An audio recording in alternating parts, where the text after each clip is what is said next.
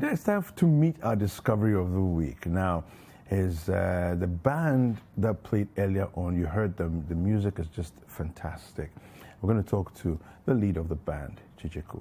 Good morning. Good morning. How David. are you doing? I'm good. How are you? I'm very well, thank you. Thank you for joining us this morning. Thanks for having me. Now, let's go back a little bit and find out, how did this all begin for you? How did this whole journey start? When did you pick up your first guitar?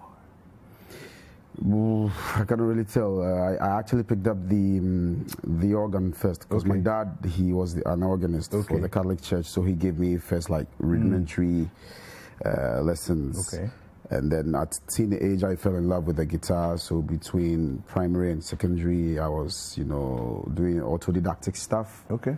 Until I met Kyekyeku, who actually became sort of my teacher. And that's how I made a decision to go with the pursue. Yeah, I see. This is about maybe mid 2000. Okay. So then in 2011, I said to myself, okay, I want to pursue a journey in music, and that's what I've been doing since. Your brand of music, what would you describe that as? Well, I think it's high life, like true to type high life, very prototypical. And for us, the inspiration comes from all the great high life music that has been made from way back. And we thought that our generation has not done enough to uphold it, even though we've taken it to different directions. But that did not mean we should totally shut out the definitive styles. Yeah.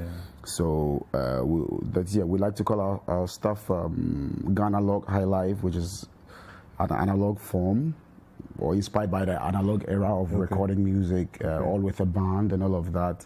And Ghana because it's from Ghana, and high life because it's our style of music. Okay. What's Afro What's Up?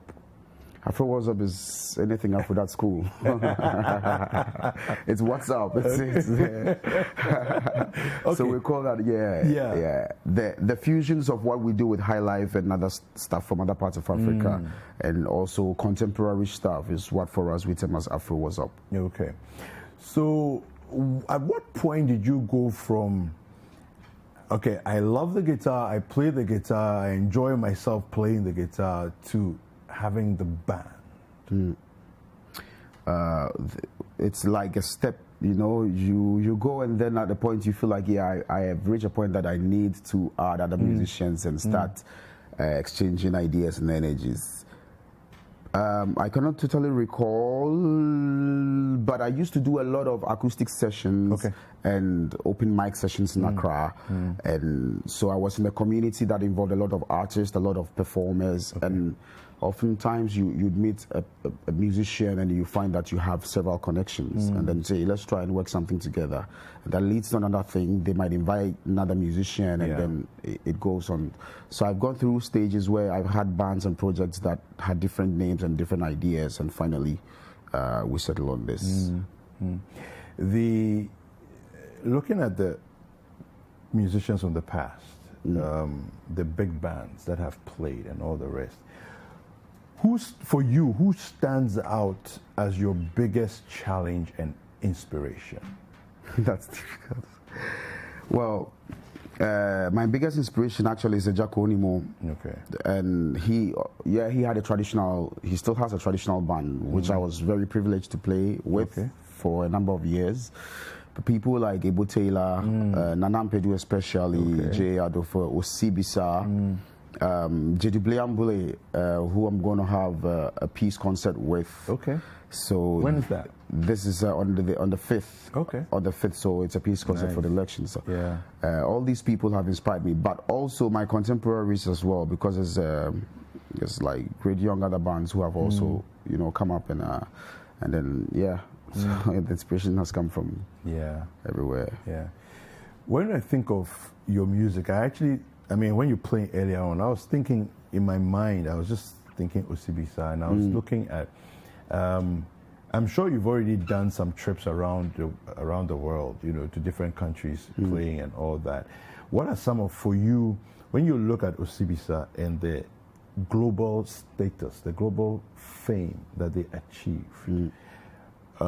of course, COVID-19 has come to mess everybody's agenda up a little bit, but where do you see yourself in, let's say, 2 to 3 years, as far as international impact is concerned? Yeah, well, so for us, the idea is always to project Ghana, the music of Ghana. So on any stage at all in the world where we deserve to be and where it's our dream to be, this is where we want to be, projecting Ghana, projecting our music, and being an example also to the next generation that might come after us, because we saw, as you said, Osibisa doing this thing, and that has inspired us a lot. So this is us. If we win a big award, we'll be even more happy, you know. But the idea is to make music and share this love that we have for music with other people, and let them also, you know, fall in love and enjoy it as well. I remember you. I remember you too. Really? No, I don't. You know, there was, you know, the jazz festival that takes place. Stamping Jazz. Yeah. Ah, yeah, you true. played at one of those jazz festivals about 5 years ago, and I interviewed a few musicians.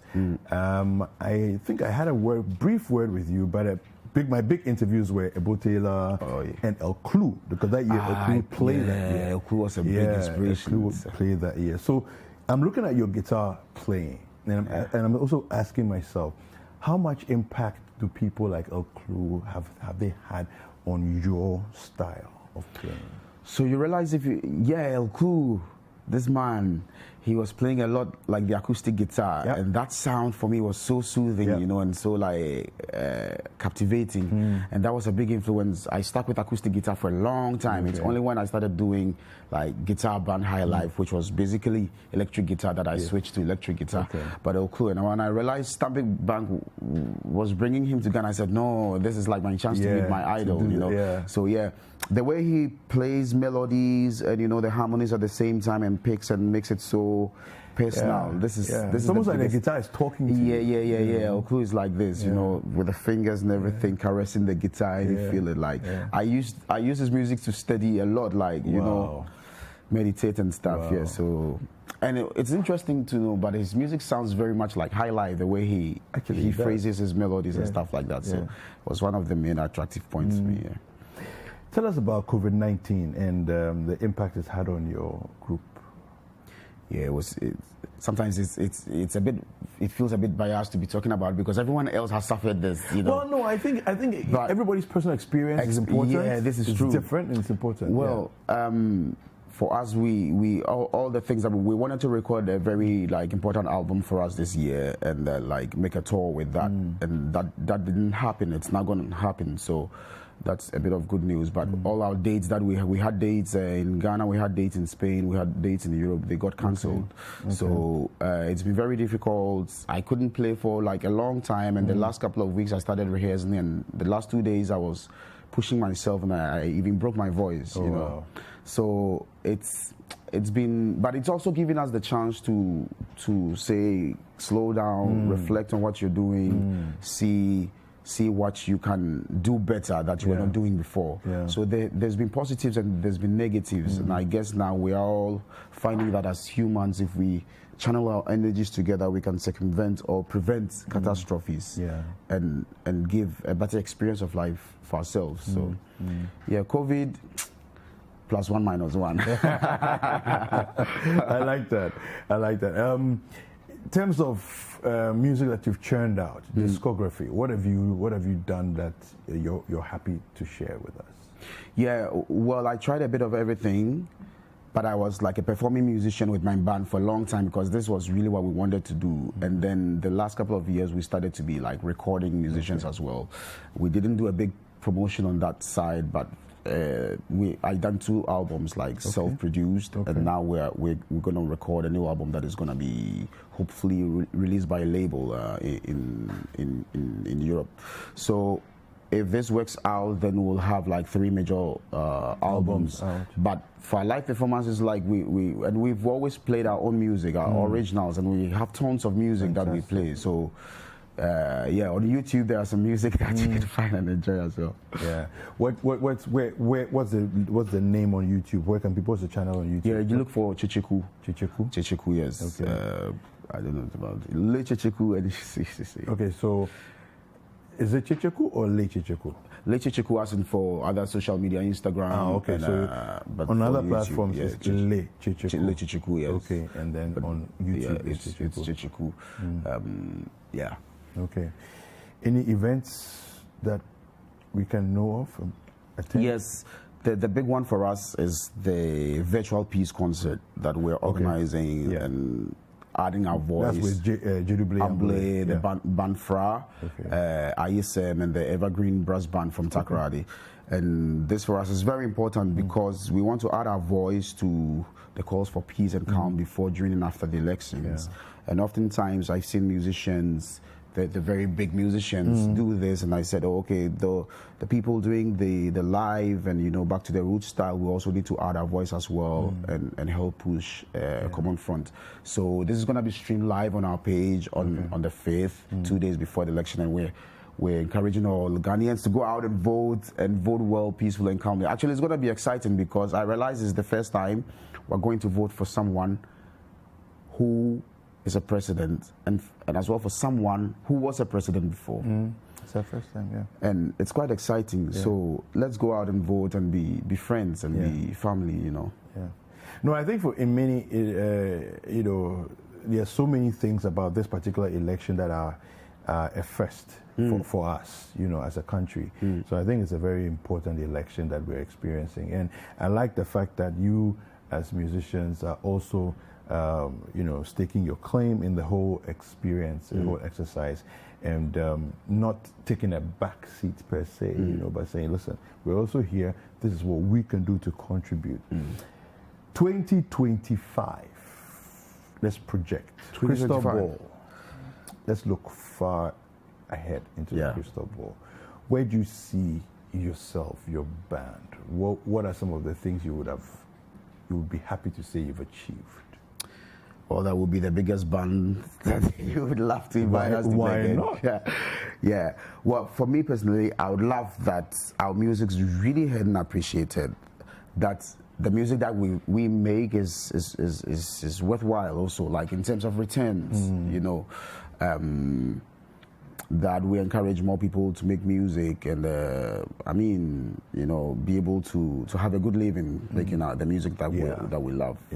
So yeah, this is what I see myself. You know, whenever we play, it's with 6 or 7 other musicians, and I could take an easy way out. I'm not saying it's not a good way, but I could just do like just me. I'm a good guitar player. I can just not. But every time I'm playing with other people, I'm also providing employment in a form, you know. I'm providing lifestyle, livelihoods and stuff like that. So I hope that by what I'm doing, people will see the importance of what bands stand for, and that the band is not just one person and a group of guys backing them, but a whole unit. And so that gives inspiration to other people to be able to go into the venture and make lives for themselves. So this is what I see. Fantastic.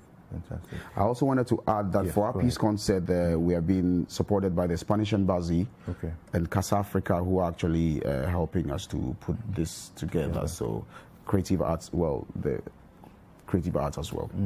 Fantastic. Your music, what's the furthest place that your music reached that surprised you? Japan. Wow. Yeah. Wow. Japan, Okay. My first album that I did was like a kind of like a palm wine album, folk. And like my downloads and sales online were mostly in Japan. It was weird, yes. But then performing live, we played at the Montreux Jazz Festival in Switzerland, which is probably the biggest jazz festival. Interesting. And that was like, it was humbling, you know. Yeah. So that's, Nice. No, I'm excited to hear, you know, all the things that have been happening and all that, and I believe that, you know, after COVID-19, it's gonna be massive. Yeah, it's gonna be massive. So where can people follow you? Social media. Well, on Twitter is Kyekyeku. For me and for the group Super Opong Stars, same for Instagram and Facebook Super Opong Stars. Fantastic. Yeah, fantastic. Hi there. We hope you enjoyed the show. Make sure to subscribe, like, comment, and share with your friends. This is Breakfast Daily on City TV. Join the Breakfast Daily team Monday through Fridays from 7:30 a.m. to 10. Join us for breakfast daily, only on City TV.